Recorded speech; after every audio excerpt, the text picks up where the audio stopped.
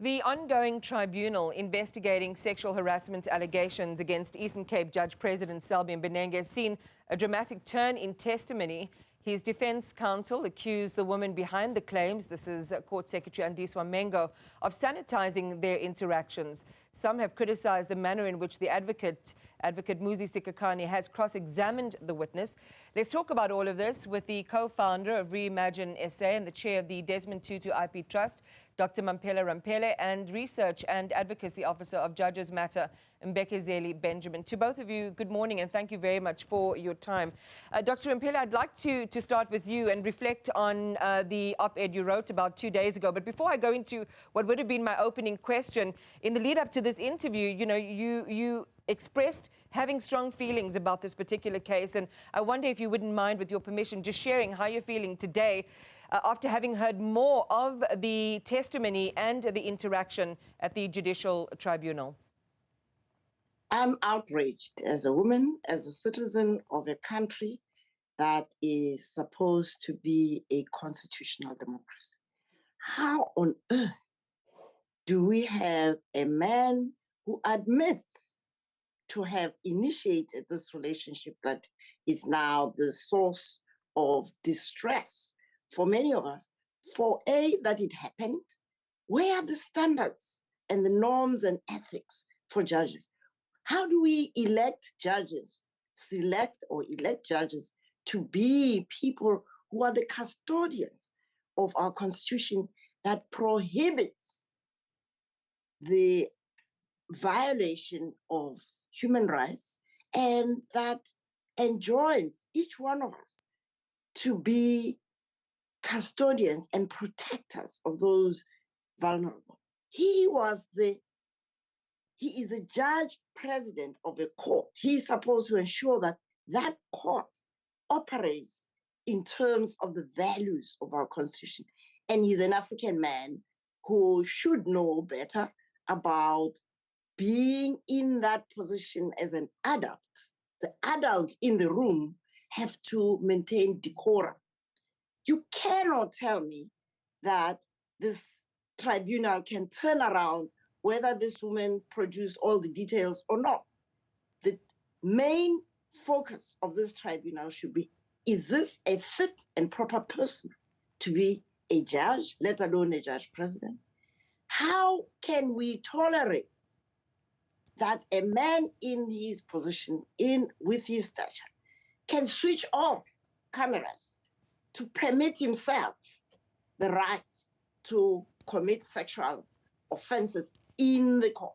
Right. My tax money pays for that court.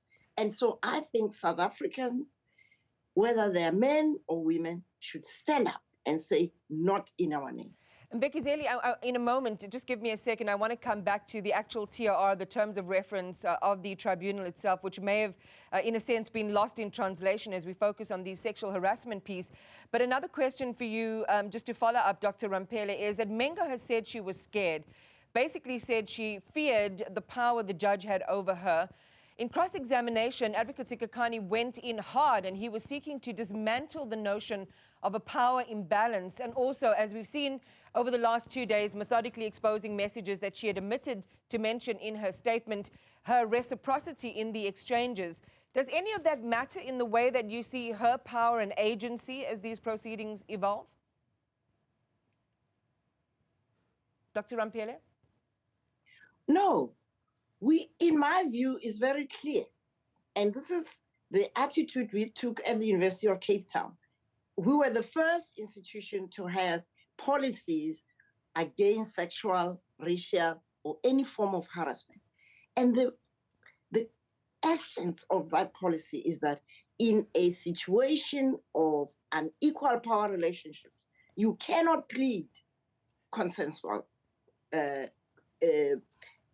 commission of whatever sexual or other advances and act, because you are responsible for keeping decorum, for abiding by the policy of anti-harassment, and of course, not violating the decorum of the institution.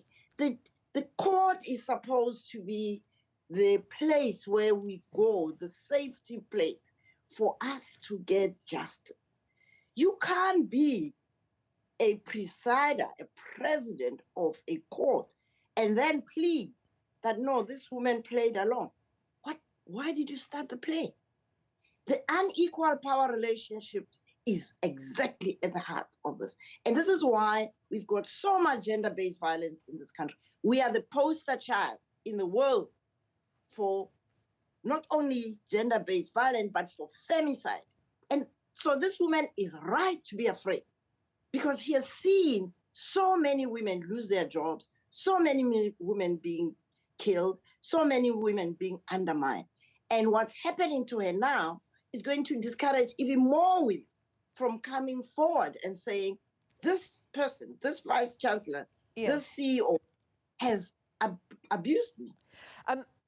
If I do have time, I might be able to ask a follow-up around Sikhakhane's take on the concept of a power dynamic, that he's not directly her boss, and then also her responses to a text relating to a rape victim in court. If there's time, we'll come back to that. But Mbekezeli, I really want to bring in you here to remind our viewers of exactly what is being asked here. The tribunal is being asked to do more than just investigate the allegations of sexual misconduct and impropriety, but could also set the stage for his impeachment if found guilty. Just detail the broader scope of what all of this topographically is being sought at the tribunal. Yes, good morning, Iman, and good morning to the viewers. You're quite right. The Judicial Conduct Tribunal is set up to investigate judicial conduct. So that is the starting point.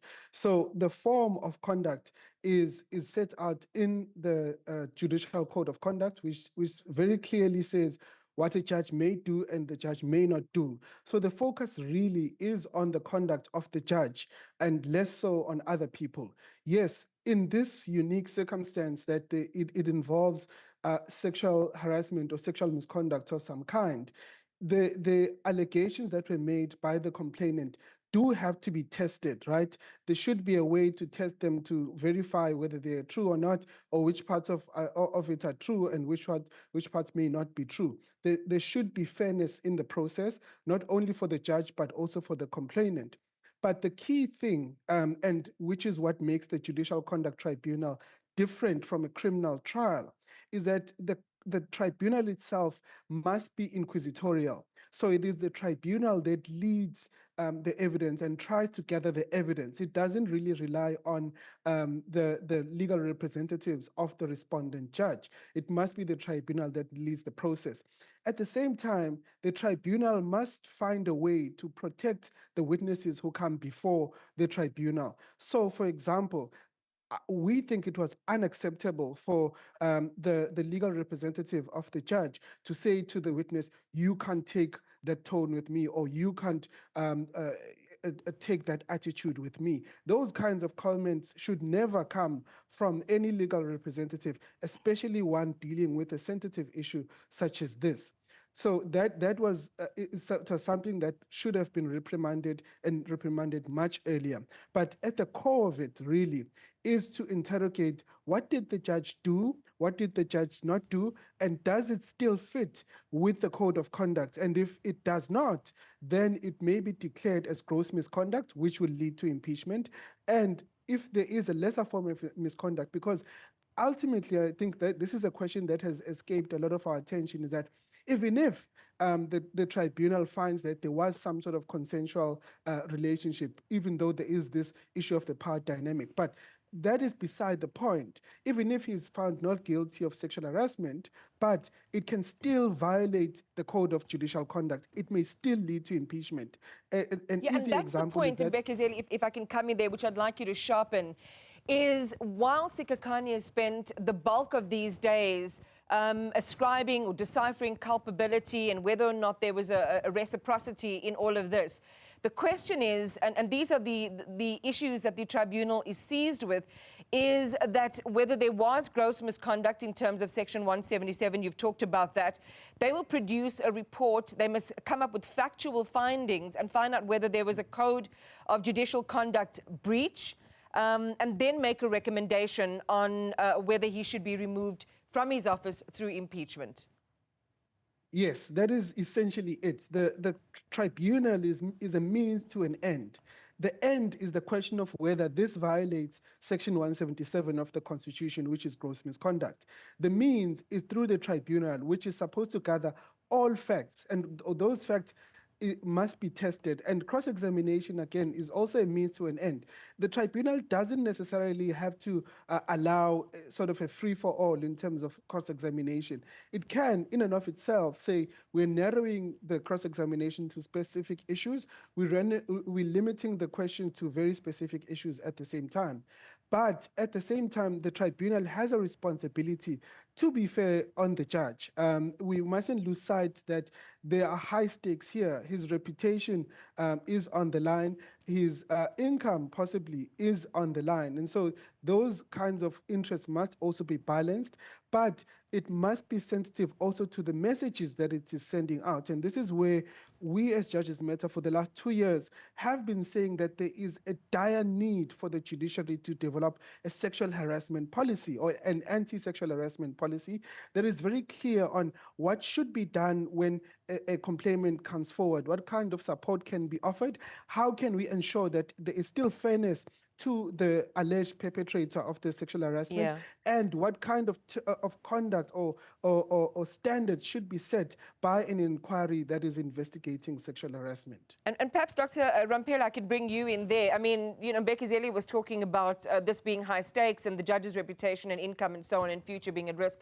Mengo's is too. We heard during these proceedings that she has an interest in pursuing law and becoming a lawyer. Her reputation at work, no doubt, has suffered some damage through all of this. I'd like your comment on that.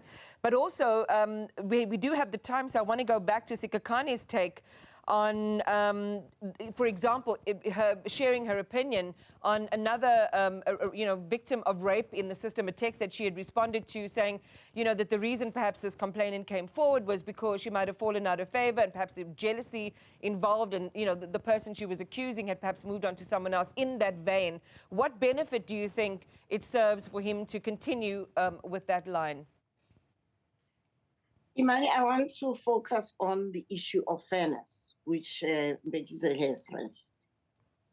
The judge admitted that he's the one who initiated. He's not denying that. What he is arguing is that this was, in the end, this woman didn't say no loud enough for him to understand that no is no. So that should be what the tribunal focuses on, not the details of what she said, he said, etc. Because the fairness principle depends on what is the standard. And I said in many instances that we have lowered the standards of ethics and norms and behavioral expectations of many people. The fact that we can even entertain that this man has any reputation that we must protect. He has himself violated his own reputation. And I bet you, if we were to really have women of courage coming forward, this woman, this Mengo, is not the first woman. It's a behavioral pattern which I have heard of from young women, young men across this country. We are not a gender-based violence headquarters for nothing. There is a culture that tolerates this. And so this fairness argument has limits. And those limits should be set. I agree, you need a policy, not just in the judiciary, but everywhere. We had that policy at the University of Cape Town. Whether or not they are still implementing it is another matter. So the issue of Mengo also has her reputation. She's now being shown up or being exposed as, quote unquote, a liar. This is exactly what happens. The Trumps of this day are presidents because they are able to say to women that they violate, say of them that they're just rags and that they're just playthings. Mbekezeli, if I can... the attitude. If I can, just a final quick one on this, because I think you had alluded to the importance of the chair himself, and in this case, retired Judge Bernard Ngwepe, who's chairing these proceedings and whose responsibility it is to intervene during moments. We've seen him do that, when Sikhakhane has made certain comments, for example, don't lawyer with me, which was his retort to Mengo. Is he ideally, is he handling this in as ideal a way that you would like as judges matter? Well, we wish that he was a bit firmer, but I don't want to criticize the judge too much, because it is a sort of a fast-moving process at the same time. But yes, there are ways in which you can design the process itself to be inquisitorial, to find out the true facts of what happened, and to be fair on both the witnesses or any other witness, particularly the complainant, in a way that still respects everyone's dignity. I think that's the main thing, is that whatever the outcome, but everyone must come out with their dignity intact. And the chair does need to be firm and keep that as their lodestar in determining how the proceedings of the tribunal go about. But so far, yes, he has tried to rein the legal representatives in, yeah, I wish there were parts where he was a lot more stronger. All right, thank you so much to both of you. Really do appreciate your time and your insight on this matter. And we'll go live to those proceedings in just a moment. Dr. Mamphela Ramphele and Judges Matters, Mbekezeli Benjamin joining us there with their views.